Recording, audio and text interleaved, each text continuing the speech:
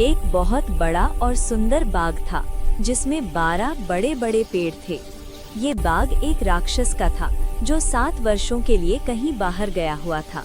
एक दिन जब वो वापस आया तो उसने देखा कि उसके सुंदर बाग में बच्चे खेल रहे थे। तुम यहाँ क्या कर रहे हो?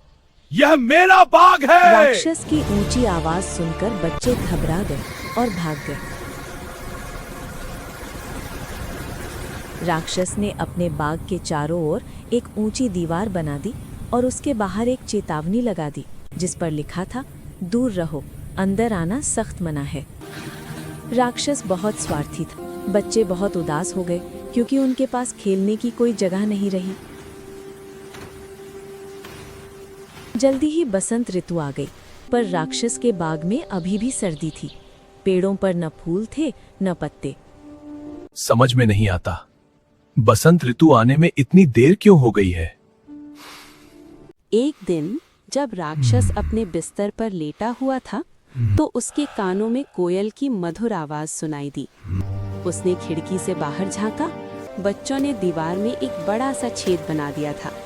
राक्षस को बाहर झांकते देख सारे बच्चे घबराकर छेद में से तेज तेज बाहर निकलने लगे।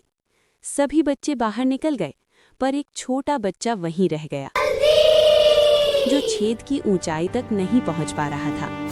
राक्षस बाहर आया और उस बच्चे को अपने हाथों में उठा लिया।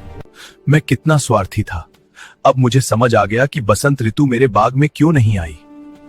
अब मैं ये दीवार गिरा दूंगा। मेरा बाग सदा के लिए बच्चों के गिरने का हदाल बनेगा। राक्षस ने बड़ा हथौड़ा उठाया और सारी दीवार को गिरा दिया। लोगों ने देखा कि राक्षस बच्चों के साथ खेल रहा था। अब बच्चे रोज खेलकर जाते समय राक्षस को नमस्कार करके जाते थे। एक दिन राक्षस ने बच्चों से पूछा, वह छोटा बच्चा कहाँ है?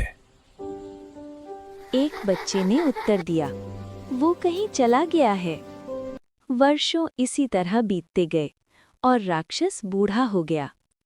एक सर्दी की सुबह उसने देखा कि एक पेड़ पर बहार आई हुई है। उस पेड़ के नीचे वही छोटा बच्चा खड़ा था। बच्चे, तुम वापस आ गए हो।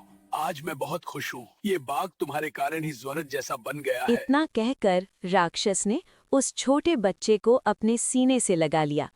शिक्षा: हमें प्रेम भाव से रहना चाहिए।